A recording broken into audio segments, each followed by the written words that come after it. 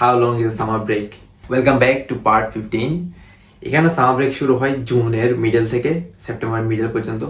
এই 3 মাস আপনি প্রচুর পরিমাণের চিল করতে পারবেন, প্রচুর পরিমাণ টাকা কামাইতে পারবেন। Depends on year potential, depending on year energy. এই টাইমে আপনি 3টা 4টা যতটাই জব হোক আপনি করতে পারবেন।